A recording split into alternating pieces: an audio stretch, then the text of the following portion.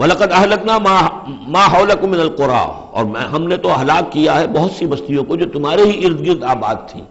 میں وہ نقشہ بنا کے بھی آپ کو دکھا چکا ہوں کہ یہ تمام جو احقاف یہ گویا کہ مکے کے جنوب مشرق میں تھے، سمود کا علاقہ جو ہے مکے کے شمال میں تھا، اسی شمال کے رخ پر جو ہے پھر وہ مدین کا علاقہ، اور پھر یہ کہ ادھر ڈیڈ سی کے ساتھ ساحل پر اس کے بھی اب حال ہی میں خبر آئی ہے کہ اس کے بھی جو کھنڈرات وغیرہ ہیں وہ بحیرہ ڈیڈ سی جو ہے بحیرہ مردار، اس کے اندر پانی کے نیچے وہ موجود ہیں، ابھی ان کی تلاش ہو گئی ہے، وہ نکل آئے ہیں، مطلب یہ کہ ان معلوم ہو گئے ہیں، انکشاف ہو گیا ہے۔ تو فرمایا وَلَقَدْ أَهْلَكْنَا مَا حَوْلَكُم مِّنَ الْقُرَىٰ، ہم نے بہت سی بستیوں کو، شہروں کو ہلاک کیا جو تمہارے ارد گرد ہی تھی۔ وَصَرَّفْنَا الْآيَاتِ لَعَلَّهُمْ يَرْجِعُونَ، اور اسی طرح ہم نے پھیر پھیر کر ان کو یہ آیات اپنی سنائی ہے تاکہ وہ رجوع کریں، پلٹیں، لوٹیں۔ فَلَوْلَا نَصَرَهُمُ الَّذِينَ اتَّخَذُوا مِن دُونِ اللَّهِ قُرْبَانًا آلِهَةً، تو کیوں نہ مدد کی ان ہستیوں نے جنہیں انہوں نے اللہ کے سوا سمجھا تھا کہ یہ معبود ہیں جو اللہ کی طرف اللہ سے ہمیں قریب کر دیں گے، ہمیں تقرب الی اللہ کا ہمارا ضرورت ہمیں جو ہے وہ درجے حاصل کر دیں گے، اس کا ذریعہ بن جائیں گے۔ بل ضلوا عنہم، جب وہ عذاب کا وقت آیا وہ سب گم ہو گئے، ہوا ہو گئے، خواب تھا جو کچھ کو دیکھا، جو سنا افسانہ تھا۔ وذالک افکہم، یہ تو اصل میں ان کی من گھڑت باتیں تھیں، ان میں حقیقت تو تھی ہی نہیں۔ وما کانوا یفترون، اور جو کچھ بھی افطرا وہ کر رہے تھے وہ تھا۔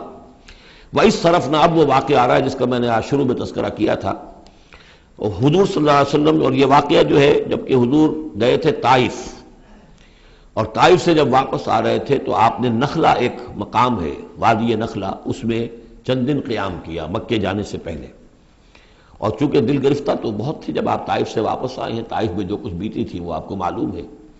بہرحال وہاں آپ فجر کے وقت ایک روز نماز فجر کی پڑھ رہے تھے اور قرآن مجید پڑھ رہے تھے، اس میں قرآن الفجر ہم پڑھ آئے ہیں، اور فجر کی نماز میں طویل قرات ہوتی ہے۔ تو ایک امام ایک مقتدی، امام تھے حضور صلی اللہ علیہ وسلم، مقتدی تھے حضرت زید بن حارثہ، آپ کے منہ بولے بیٹے، آپ کے آزاد شدہ غلام۔ اس وقت یہ ہے کہ وہاں سے گزر ہوا کچھ جنوں کی ایک جماعت کا، وہ ٹھہر گئے، چھٹک کر کھڑے ہوئے، اور وہ سنتے رہے قرآن، حضور پڑھ رہے ہیں وہ سن رہے ہیں۔ تو اس پر وہ ایمان لائے، اور پھر جا کر اپنی قوم میں انہوں نے فوراً تبلیغ شروع کر دی۔ تو یہ بات ہمارے لیے بڑی عبرت کی بات ہے کہ جنات کی ایک جماعت نے ایک ہی دفعہ قرآن سنا، ایمان بھی لے آئے اور فوراً مبلغ بن گئے اس کے۔ لیکن ہم جو ہے سنتے ہیں اور ایک کان سے سن کر دوسرے کان سے نکال دیتے ہیں، ہماری زندگی میں کوئی تبدیلی نہیں آتی۔ تو بڑا قابل غور ہے یہ مقام قرآن مجید کا۔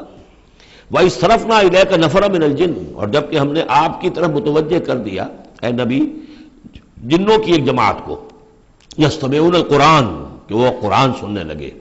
فلما حضروہ، جب وہاں وہ پہنچے، قالوا انصتوا، انہوں نے کہا چپ ہو جاؤ، خاموش رہو، سنو، توجہ سے سنو۔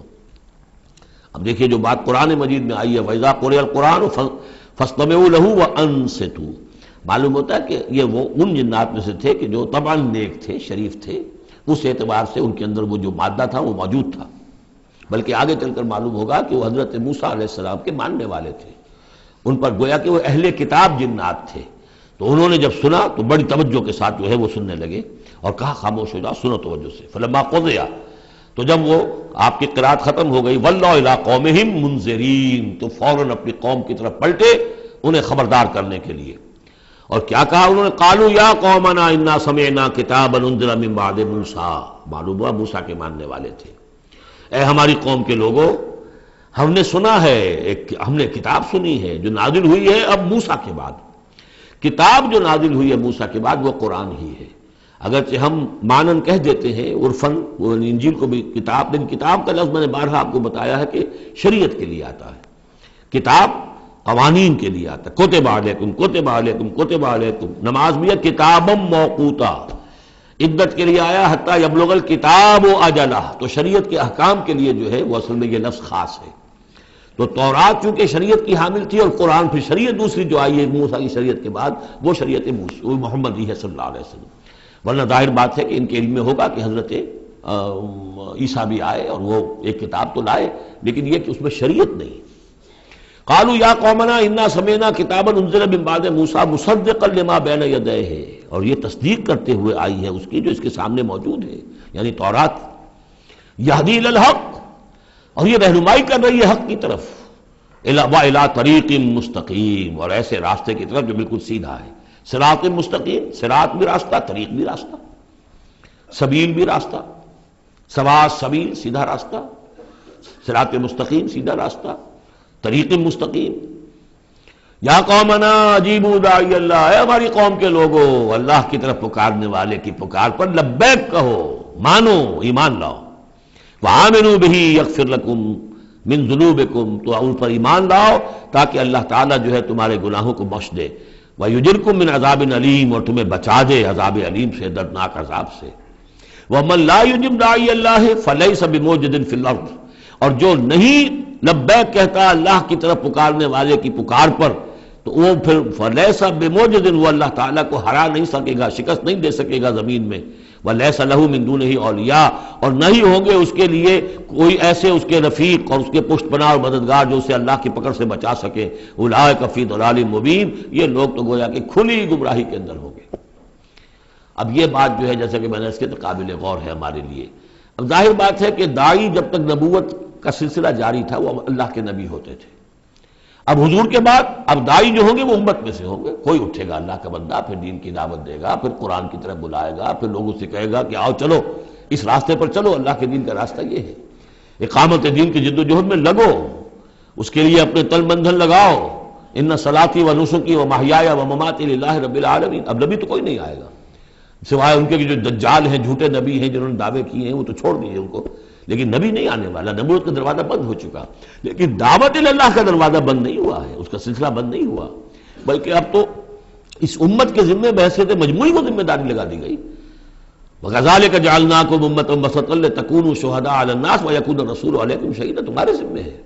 كُنتُمْ خَيْرَ أُمَّةٍ أُخْرِجَتْ لِلنَّاسِ تَأْمُرُونَ بِالْمَعْرُوفِ وَتَنْهَوْنَ عَنِ الْمُنكَرِ وَتُؤْمِنُونَ بِاللَّهِ اولم يروا ان اللہ الذي خلق السماوات والارض ولم يعي بخلقهن، کیا انہوں نے دیکھا نہیں، غور نہیں کیا؟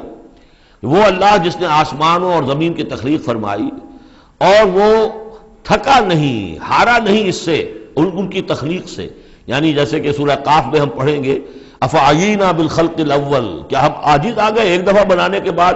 ہماری ساری جو بھی کریٹو ایکٹیویٹی تھی اور کریٹو پوٹینشیل ہمارا ختم ہو گیا، ایگزاسٹ ہو گیا، ہم دوبارہ نہیں بنا سکتے تمہیں۔ تو لم یا بخلقہن، وہ عاجز نہیں آ گیا ان کی تخلیق سے، اب اس کی جو خلاقی کی قوت ہے وہ ختم نہیں ہو گئی ہے۔ بقادر علی ان یحیی الموتیٰ، تو کیا وہ قادر نہیں ہوگا اس پر کہ مردوں کو زندہ کر دے؟ بلا، کیوں نہیں، انہ علی کل شیء قدیر، یقیناً وہ ہر چیز پر قادر ہے۔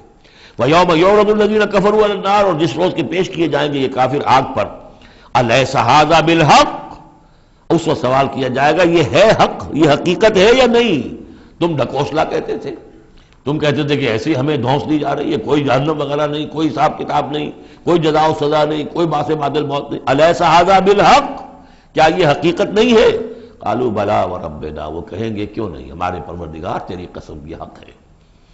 قال فذوقوا العذاب بما کنتم تکفرون، تو اللہ فرمائے گا اب چکھو اس عذاب کا مزہ اپنے اس کفر کی پاداش میں جو تم کرتے رہے ہو۔ فاصبر، اب آخری بات حضور سے، فاصبر کما صبر اولو العزم من الرسل، اے محمد صلی اللہ علیہ وسلم آپ بھی صبر کیجئے جیسے کہ ہمارے اولو العزم رسول آپ سے پہلے صبر کرتے رہے۔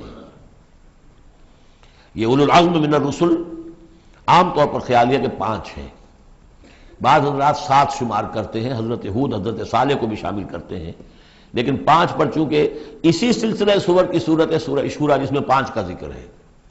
شرع لکم من الدین ما وصى به نوحا والذی اوحینا الیک وما وصینا به ابراہیم وموسیٰ وعیسیٰ، حضرت نوح، حضرت ابراہیم، حضرت موسیٰ، حضرت عیسیٰ اور حضرت محمد صلی اللہ علیہ وسلم علیہ الصلوۃ والسلام، یہ اولو العزم من الرسل ہیں۔ اور اس میں جو یوں سمجھیے کہ عزم اور صبر کا معاملہ جو ہے اس میں حضرت ایک اعتبار سے حضرت نوح سب سے آگے ہے، 950 برس تک جو ہے انہیں صبر کرنا پڑا، فلبث فیہم 1000 سنۃ الا 50 عاما۔ اور ایک ذاتی تکلیف اس میں حضرت ایوب علیہ الصلوۃ والسلام، ان کو جو کوفت ذاتی تکلیف، بیماری، نہایت ہی تکلیف دہ بیماری، تو اس میں ان کا صبر ایوب اس اعتبار سے مشہور ہے۔ فاصبر کما صبر اولو العزم من الرسل، صبر کیجئے جیسے کہ ہمارے اولو العزم پیغمبر صبر کرتے رہے۔ ولا تستعجل لهم، اور ان کے لیے جلدی نہ کیجئے۔ کیا مطلب؟ یہ خیال جو کبھی شاید حضور کے دل میں بھی آ جاتا ہو، لیکن یہ کہ دوسرے مسلمانوں کے دلوں میں آنا تو بالکل قرین قیاس ہے کہ اللہ تعالیٰ ان کو پکڑتا کیوں نہیں؟ یہ کس طریقے سے بلال کو کیسے مار رہا ہے یہ امیہ ابن خلف، اللہ تعالیٰ اس کا ہاتھ چھل کیوں نہیں کر دیتا؟ وہ تو علی کل شیء قدیر ہے، اور اس قوم کو کب تک یہ مہلت دی جائے گی؟ کیوں نہیں ان پر عذاب آ جاتا جیسے کہ عذاب آیا تھا پچھلی قوموں کے اوپر؟ فرمایا نہیں، ولا تستعجل، پچھلی صورت بھی اسی پر ختم ہوئی تھی کہ اے نبی اہل ایمان سے یہ کہیے کہ ذرا ان کو ابھی معاف کریں، ابھی ان کو کچھ عرصے کے لیے، چونکہ جو ہمارا ابھی فیصلہ جو ہے وہ یہ ہے کہ ابھی وہ وقت عذاب کا نہیں آیا ہے، تو ابھی یہ ذرا درگزر کرتے رہیں۔ وہی بات یہاں خاص طور پر واحد کے صیغے میں خطاب کر کے حضور سے کہی جا رہی ہے، فاصبر کما صبر اولو العزم من الرسل ولا تستعجل لهم، تستعجل لهم ان کے لیے جلدی نہ کیجیے، کانہم یوم یرون ما یوعدون، جس دن کے یہ دیکھیں گے اس عذاب کو، جب عذاب آئے گا تو ایسے محسوس کریں گے لم یلبسوا الا ساعۃ من نہار، کہ نہیں رہے تھے مگر دن کی کسی ایک حصے میں، ایک گھڑی دن کی صرف۔ بلاغ یہ ہے پہنچا دینا، ھذا بلاغ، لیکن ھذا یہاں پر محذوف ہو گیا، ھذا بلاغ، بلاغ یہ پہنچا دینا ہے۔ فہل یہلک الا القوم الفاسقون، تو ہلاک تو وہی کیے جائیں گے، کون ہلاک کیا جائے گا سوائے ان کے کہ جو نافرمان لوگ تھے۔ یہاں یہ جو 8 سورتوں کا ایک سلسلہ چلا آ رہا تھا وہ بھی ختم ہوا، اور یہ کہ جو 5واں جو گروپ ہے مکی اور مدنی صورتوں کا، ان میں سے جو مکیات کا سلسلہ ہے وہ ختم ہو گیا، اور یہ 13 صورتیں ہیں، سورہ سبا، فاطر، پھر یاسین، پھر صافات، پھر صاد، اور پھر یہ 8 صورتیں، سورہ زمر، اور پھر مومن، اور پھر حامیم سجدہ، اور شورا، اور زخرف، اور دخان، اور جاسیہ، اور احقاف۔ یہ صورتیں ہیں کہ جہاں مکیات ہیں۔ اب اس کے ساتھ 3 مدنیات ہیں۔ یہ 3 جو مدنیات ہیں ان میں سے 2 صورتیں تو بڑی ہم وزن ہیں اور جوڑے کی شکل میں ہیں، لیکن ایک صورت جو ہے اگرچہ بہت جامع صورت ہے قرآن حکیم کی وہ، لیکن اس کو ہم کہہ سکتے ہیں مضمون کے اعتبار سے کہ وہ سورہ فتح کا ایک ضمیمہ ہے۔ اگرچہ اسلامی ریاست کے اصول، اسلامی معاشرے کے لیے بنیادی ہدایات کے اعتبار سے قرآن حکیم کی اہم ترین، جامع ترین صورت ہے۔ 18 آیات میں اللہ تعالیٰ نے یوں سمجھیے کہ سورہ نساء، سورہ مائدہ میں جو اصول دیے ہیں اسلامی معاشرے کے اور اسلامی ریاست کے، ان کا لب لباب اور خلاصہ 18 آیات میں ہے سورہ حجرات کی۔ جہاں تک سورہ محمد صلی اللہ علیہ وسلم کا تعلق ہے، یہ بھی قرآن کی ان صورتوں میں سے ہے کہ جس کے 2 نام ہیں، اس کا نام سورہ قتال بھی ہے۔ زمانہ نزول جو ہے یہ غزوہ بدر سے متصلاً قبل نازل ہوئی ہے، یعنی سورہ بقرہ ہی کا ضمیمہ اس کو سمجھنا چاہیے۔ سورہ بقرہ ہے اکثر وہ آیات جو نازل ہوئی ہیں ہجرت کے بعد سے لے کر اور غزوہ بدر تک، ایک تو ان کا بڑا مجموعہ ہے جو 40 رکوعوں پر مشتمل ہے، وہ تو سورہ بقرہ ہے، لیکن اس کو علیحدہ رکھا گیا ہے، اگرچہ ہے اسی سلسلے کے اندر، اور اس کے علیحدہ رکھنے کا میں بیان کروں گا کہ سبب کیا ہے۔ تو گویا کہ اس کو ایک طرح سے سمجھیے کہ زمانہ نزول کے اعتبار سے یہ سورہ بقرہ کا ضمیمہ ہے، غزوہ بدر سے قبل نازل ہوئی۔ اور اس کا پس منظر کیا ہے کہ جب یہ حضور نے صلی اللہ علیہ وسلم اپنا اقدام کا عمل شروع کیا ہے، یعنی ایک تو 12 برس تک مکے میں تو حکم یہ تھا کہ ہاتھ بندھے رکھو، ہاتھ رکے رکھو، نو ریٹیلیشن، ریونج کا کیا سوال، انتقام تو بہت دور کی بات ہے، no raising of hands even in self defence, اپنے بچانے کے لیے بھی ہاتھ نہیں اٹھانے۔ اگر خباب بن الارت سے کہا گیا کہ اتارے کپڑوں اتار دو، لیٹ جاؤ انگاروں کے اوپر لیٹ جاؤ۔ حضرت یاسر کو اور حضرت سمیہ کو اور حضرت عمار کو جو کچھ بھی ایذائیں دے رہا تھا ابو جہل، کسی مسلمان کو اجازت نہیں تھی کہ جا کر اس کا ہاتھ پکڑے، نہیں۔ یہ مرحلہ تھا پیسو ریزسٹنس کا کہ جو تکلیف آئے جھیلو، جوابی کارروائی کوئی نہیں۔ لیکن اب جیسا کہ ہم سورہ حج میں پڑھ چکے، اذن للذین یقاتلون بانہم ظلموا، اب ایک قتال کا دور شروع ہو گیا۔ لیکن یہ کہ جو منافقین تھے یا جن کے دلوں میں روگ تھا، جو اب اس جان جوکھوں میں ڈالنے کے لیے تیار نہیں تھے، وہ کچھ کہہ رہے تھے کہ آخر لڑائی بھڑائی کا کیا فائدہ ہے، یہ تو کوئی صلح سے کام کرنا چاہیے۔ یا کوئی یہ بھی کہتا ہوگا کہ گڑ دے کر مارا جا سکتا ہو تو زہر کائے کو دینا ہے، ہم اپنی دعوت و تبلیغ کے کام کو بس جاری رکھیں۔ اور یہ تو محمد نے، معاذ اللہ میں ان کی بات نقل کر رہا ہوں، یہ محمد نے خود جو ہے مہم جوئی شروع کر دی ہے کہ انہوں نے جو ہے ان کو چھیڑ چھاڑ شروع کر دی، ان کے قافلوں کا تعاقب شروع کر دیا، ان کی جو ہے وہ گویا کہ لائف لائن کے اوپر ہاتھ ڈال دیا۔ تو یہ جو حقیقت اقدام تو کر رہے ہیں یہ خود، اور اس سے گویا کہ لڑائی بھڑائی کا سلسلہ شروع ہو جائے گا۔